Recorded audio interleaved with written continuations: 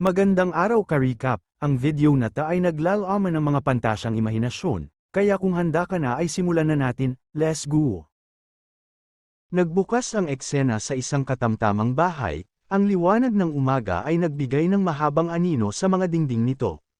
Lumabas mula sa kanyang silid si Jun King, o Jun bilang mas gusto niyang tawagan, isang pagod na bag sa kolehiyo na nakasabit sa kanyang balikat.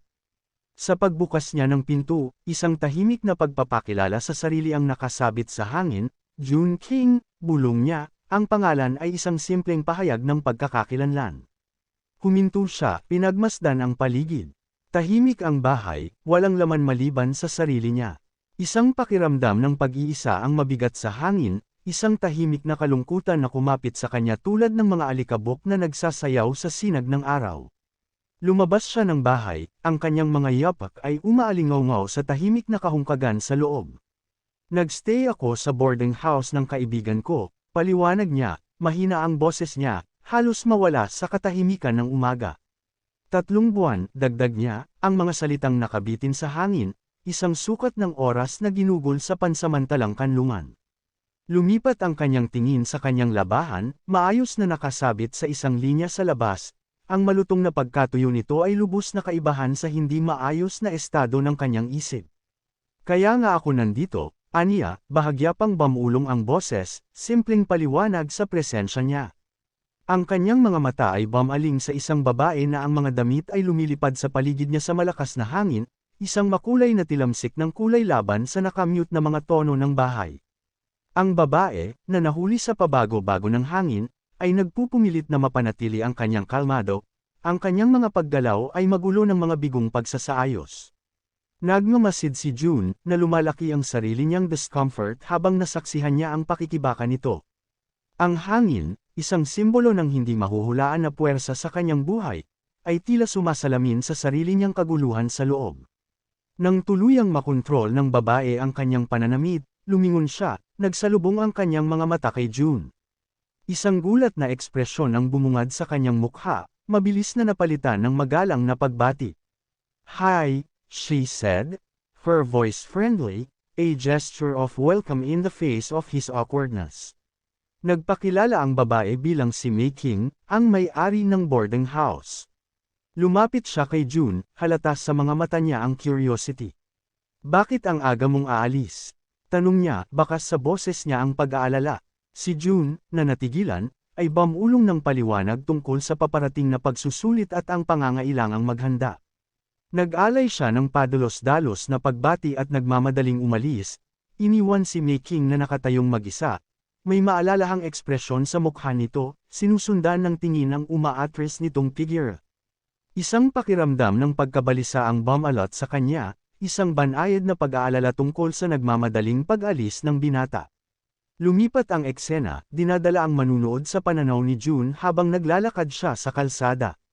Ipinagtapat niya ang pag-iwas kay Mei King sa loob ng ilang araw, ang mga salita ay bumagsak sa pagmamadali ng pagpapaliwanag.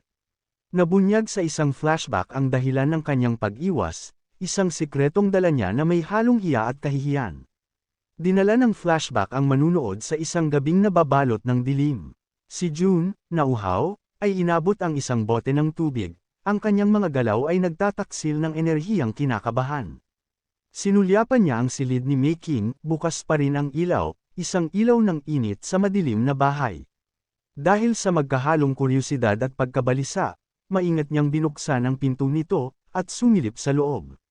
Si Mei King ay nakaupo sa harap ng kanyang computer, ang kanyang mukha ay naliliwanagan ng ningning ng screen. Nanlaki ang mga mata ni Jun sa gulat nang makita ang kanyang pinapanood. Isang video, ang pagiging mapang-akit nito kaya natigilan siya at hindi nakapagsalita. Ang imahe ng Jawani by Seheb ay kumislap sa screen, ang tahasang katangian nito ay nagpaiwan kay Jun na hindi makapagsalita.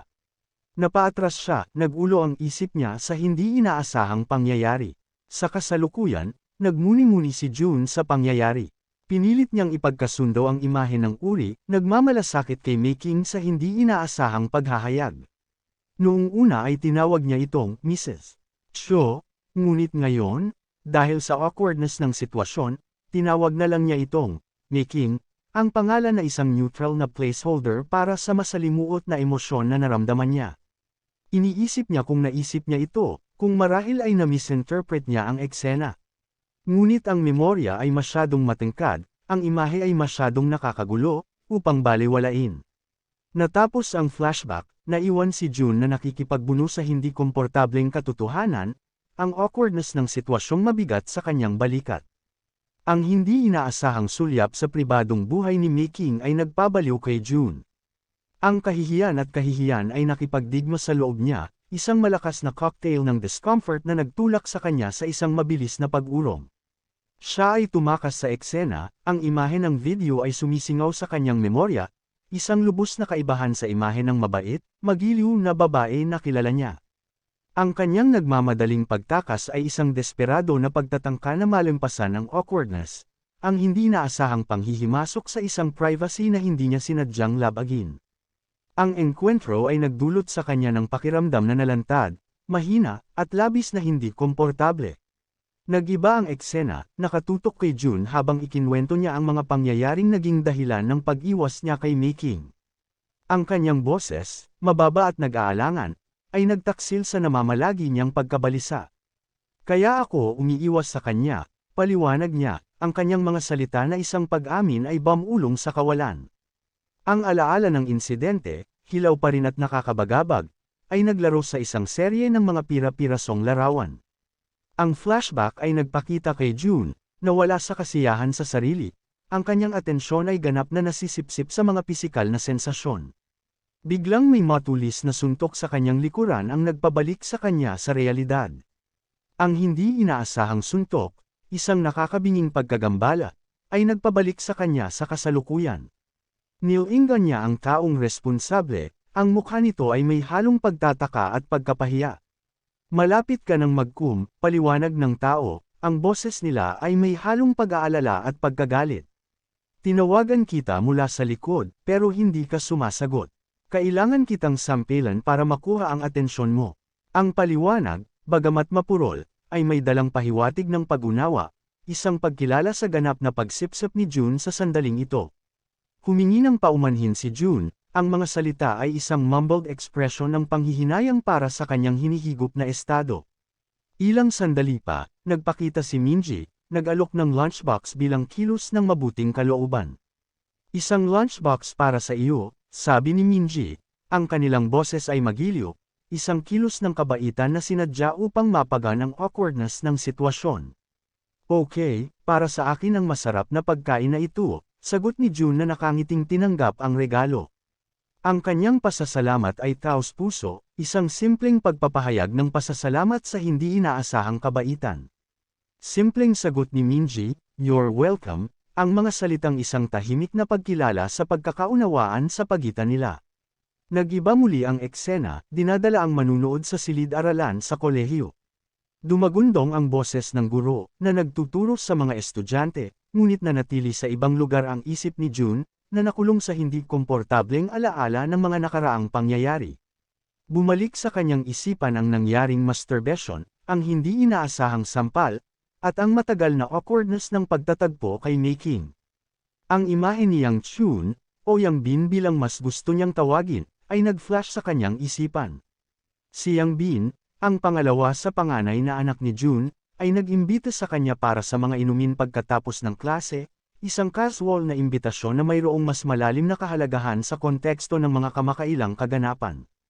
Ang casual na imbitasyon ay nadama na sinisingil ng isang bagong layer ng kahulugan, ang simpleng pagkilos ng pagbabahagi ng mga inumin na nagdadala na ngayon ng bigat ng hindi nasabi na pag-unawa.